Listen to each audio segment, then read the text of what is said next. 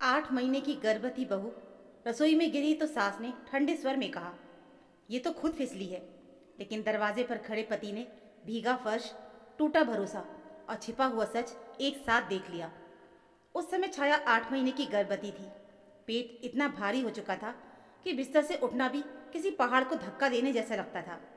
फिर भी वो सुबह से शाम तक घर का सारा काम करती थी।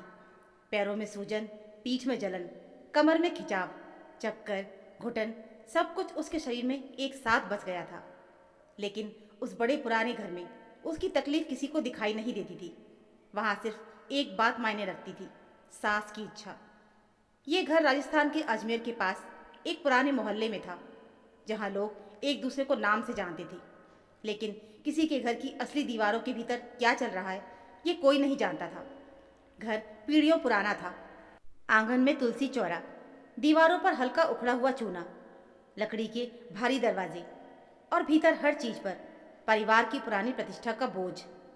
छाया का पति सूरज एक निर्माण कंपनी में साइट सुपरवाइजर था। वो रोज अंधेरे रहते निकल जाता और अक्सर रात ढलने के बाद लौटता। इसका मतलब था कि दिन भर छाया अकेली रहती थी, अपनी सास सावित्री देवी जी के साथ। सावित्री देवी ने शादी के पहले दिन से ही साफ कह दिया था कि छाया उन्हें कभी पसंद ही नहीं आई। छाया एक साधारण किसान परिवार की बेटी थी। उसके पिता गांव के स्कूल में चौकीदार थे। माँ ने सिलाई करके घर चलाया था। उधर सूरज का परिवार शहर में इज्जत वाला माना जाता था।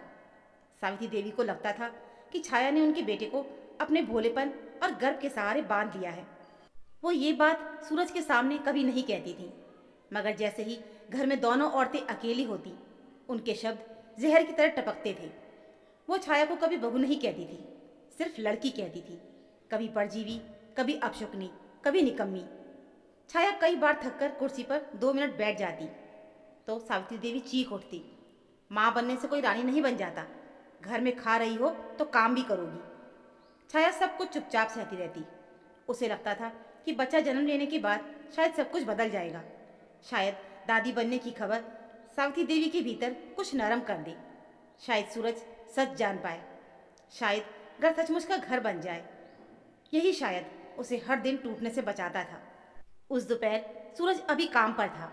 छाया रसोई में फर्श पर पोछा लगा रही थी। हवा भारी थी, सांस लेना मुश्किल लग रहा था। पेट में बच्चा बार बार करवट बदल रहा था और कमर में ऐसी ऐंठन उठ रही थी कि वो सीधी खड़ी भी नहीं हो पा रही थी। फिर भी सावित्री देवी ने उसे रुकने नहीं दिया।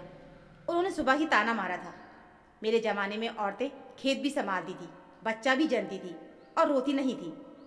छाया धीरे धीरे पीछे हटते हुए पोछा चला रही थी कि डंडा हल्के से सावित्री देवी के टखने से छू गया। बस छुआ भर था, दर्द भी शायद नहीं हुआ होगा, लेकिन सावित्री देवी का गुस्सा जैसे इसी पल का इंतजार कर रहा था। अंधी हो गई है क्या? वो जोर से चीखी। छाया घबरा कर पलटी। माँ जी, गलती से। बात पूरी भी नहीं हो पाई थी कि सावित्री देवी ने उसकी गाल पर इतना जोरदार थप्पड़ मारा कि उसका सिर एक तरफ झटक गया। छाया का संतुलन डगमगा गया। आंखों के आगे अंधेरा सा छा गया। उसने दीवार पकड़ने की कोशिश की, लेकिन तभी सावित्री देवी ने पास में रखी गंदे पानी की बाल्टी उठाकर उसके ऊपर उछाल दी। एक ही पल में उसकी साड़ी, चेहरा, पेट सब कुछ भीग गया। रसोई का चिकना फर्श कीचड़ और गंदे पानी से भर गया। उसका पैर फिसला और वो जोर से धड़ाम से नीचे गिर गई। गिरते ही उसके पेट के भीतर जैसे कुछ फट गया। एक नुकीला जलता हुआ दर्द उसके शरीर को चीरता हुआ निकल गया। उसने चीखने की कोशिश भी की, मगर आवाज़ गले में ही अटक गई। अगले ही पल उसकी टांगों के बीच से गर्म तरल बहता हुआ महसूस हुआ। उसका चेहरा सफ़ेद पड़ गया।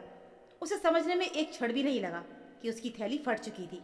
वो फर्श पर पड़ी दर्द से तड़प रही थी।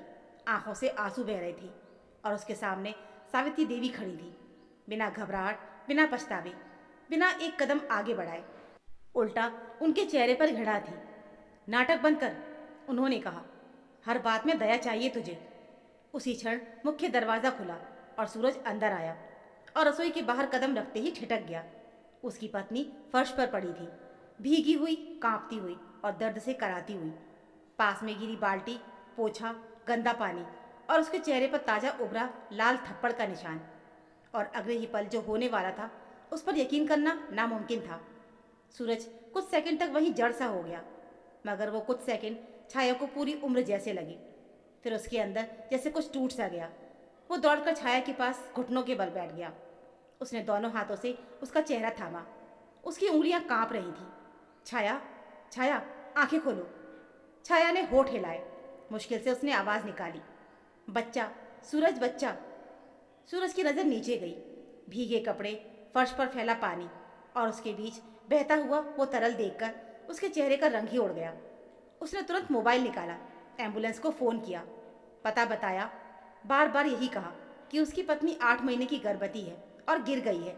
उसकी आवाज़ में ऐसा डर था जिसे छाया ने पहले कभी नहीं सुना था। फ़ोन रखते ही वो धीरे से खड़ा हुआ और पीछे मुड़ा। सावित्री देवी अब भी वहीं खड़ी थी, बाहें सीने पर बंधी हुई, जैसे कुछ हुआ ही ना हो। ये सब कैसे हुआ? सूरज ने बहुत धीमी आवाज़ में पूछा। सावित्री देवी ने बिना झिझक जवाब दिया, खुद फिसल गई। मैंने कितनी बार कहा है इसे कि संभल कर चला करे, काम भी ढंग से नहीं होता इससे। सूरज ने पहले फर्श देखा, फिर उल्टी पड़ी बाल्टी, फिर छाया का लाल गाल, फिर माँ की आंखें। उसके चेहरे पर जो कठोरता आई वो छाया ने शादी के बाद पहली बार देखी थी। माँ, वो बोला, सच सच बताइए, आपने क्या किया? सावित्री देवी ने ताना मारा, तुम भी अब इसी की बात मानोगे? ये लड़की शुरू से नाटक करती आई है, तुम्हें अपने काबू में कर लिया है इसने। बस। सूरज की आवाज़ पूरे घर में गूंज गई। छाया ने दर्द के बीच भी सिर उठाकर देखा। ये वही आदमी था जो हर बार बात टाल देता था, जो कहता था कि माँ का स्वभाव ही ऐसा है, जो चाहता था कि घर की शांति बची रहे। लेकिन उस दिन उसके चेहरे पर शांति नहीं थी, सिर्फ गुस्सा था, पछतावा और अविश्वास था। वो मेरे बच्चे की माँ है, उसने कहा, और आप उसे इस हालत में दोष दे रही हैं। सावित्री देवी का चेहरा तन गया। मैंने तुम्हें जन्म दिया है, पाला है, और आज तुम मेरे सामने इस लड़की के लिए खड़े हो? नहीं, सूरज ने ठंडे स्वर में कहा, आज मैं उस सच के सामने खड़ा हूँ जिसे मैंने बहुत दिन तक देखने से इनकार किया था।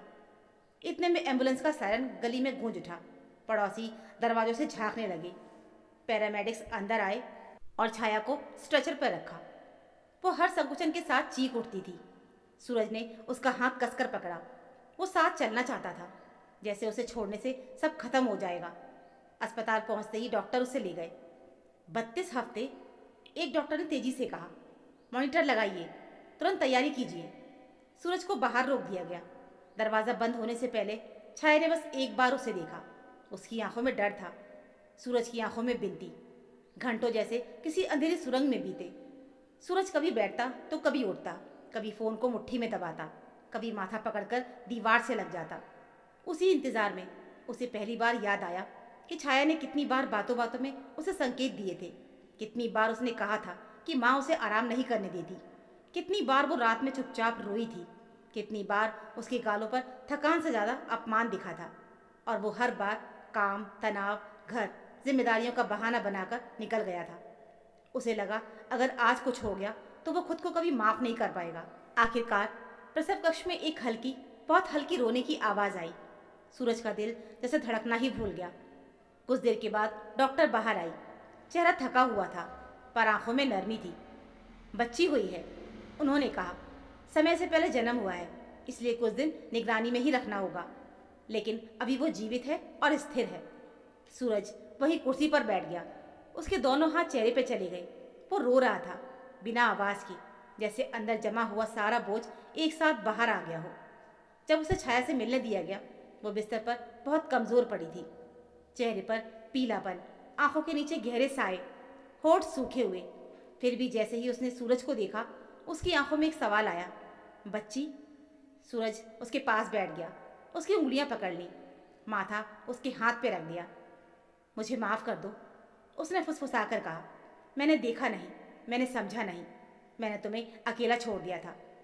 छाया की आंखें भर आई। वो बहुत थकी हुई आवाज़ में बोली, तुम्हारी गलती नहीं। लेकिन सूरज ने सिर हिलाया, गलती मेरी भी है, क्योंकि मैं जान सकता था, पर मैंने जाना नहीं।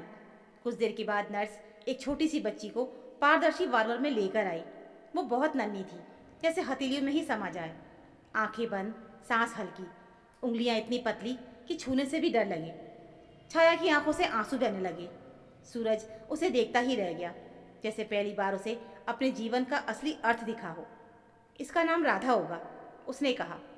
छाया ने धीमे से हामी भर दी। उसी रात आईसीयू के बाहर सूरज ने एक फैसला कर लिया। अगले दिन वो घर लौटा। इस बार उसके हाथ खाली नहीं थे। 2 बड़े सूटकेस, एक फाइल और चेहरे पर ऐसी सख्ती जो सावित्री देवी ने पहले कभी नहीं देखी थी। ना उन्होंने दरवाज़ा खोला तो ठिठक गई। ये सब क्या? सूरज ने सीधा जवाब दिया, मैं ये घर छोड़ रहा हूँ। सावित्री देवी हंसी, मगर वो हंसी घबराहट से भरी थी। गुस्से में हो? 2 दिन में ठीक हो जाओगे। नहीं, सूरज बोला, मैंने अस्पताल के पास एक छोटा सा फ्लैट किराए पे ले लिया है। छाया और राधा अब वहीं रहेंगी, मैं भी वहीं रहूँगा। तुम मुझे छोड़कर जा रहे हो? उनकी आवाज़ तेज हो गई। मैं आपको नहीं छोड़ रहा, उसने कहा। मैं अपनी पत्नी और बेटी को बचा रहा हूँ। सावित्री देवी का चेहरा बदल गया। अब गुस्से की जगह डर था। मैंने जानबूझकर कुछ नहीं किया, वो खुद फिसली थी। सूरज ने फाइल खोली। उसमें अस्पताल की रिपोर्ट, डॉक्टर की टिप्पणी और पड़ोस की कामवाली का लिखा बयान था। उसने बताया कि सावित्री देवी अक्सर छाया को घंटों काम करवाती थी, डांटती थी, और उस दिन भी उसने चीखने की आवाज़ सुनी थी। एक पड़ोसी ने भी यही कहा था कि उसने थप्पड़ की आवाज़ सुनी। सच छिप नहीं रहा माँ, सूरज ने कहा, और अब मैं भी इसे छिपाने वाला नहीं। सावित्री देवी कुछ पल तक उसे देखती रही और फिर बोली, एक औरत आई और बेटा छिन गया। सूरज की आंखें ठंडी हो गईं। नहीं, आपका बेटा उस दिन छिन गया था जिस दिन आपने मेरी पत्नी को इंसान समझना छोड़ दिया था। वो मुड़ा और सूटकेस उठाए और बिना पीछे देखे वो बाहर निकल गया। 3 हफ्ते बाद राधा को अस्पताल से छुट्टी मिली। वो अब भी छोटी थी, नाजुक थी, मगर उसकी पकड़ मजबूत थी, जैसे दुनिया से कह रही हो कि वो हार मानने नहीं आई। नया घर बहुत साधारण सा था। 2 छोटे कमरे, एक रसोई, खिड़की से दिखती सड़क और छत पर कबूतर। वहाँ ना पुरानी शानो शौकत थी, ना भारी फर्नीचर, ना परिवार की विरासत का दबाव, लेकिन वहाँ पहली बार सुकून था। पहली रात सूरज ने खुद पालना जोड़ा, फिर राधा को गोद में लेकर धीरे धीरे झुलाने लगा। कमरे में हल्की पीली रोशनी थी। छाया बिस्तर पर टेक लगाकर उन्हें देख रही थी।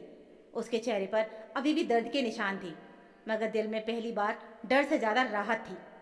मैं एक वादा करता हूँ, सूरज ने धीरे से कहा। छाया ने पूछा, क्या? उसने राधा को देखा, फिर छाया की तरफ देखा। वो बच्ची ऐसे घर में बड़ी होगी जहाँ किसी की आवाज़ दूसरे को तोड़ेगी नहीं, जहाँ कोई औरत अपमान सहकर अब चुप नहीं रहेगी, जहाँ प्यार अहंकार से बड़ा होगा। छाया की आंखें फिर से भर आई। उसने हाथ बढ़ाकर सूरज का हाथ थाम लिया। खिड़की के बाहर रात शांत थी, मगर राधा की हल्की सांसें थीं। उस सन्नाटे में छाया ने पहली बार महसूस किया कि रसोई का वो गिरना सिर्फ अंत नहीं था, वो एक सच का जन्म था। एक घर के टूटने के साथ दूसरे घर की शुरुआत थी।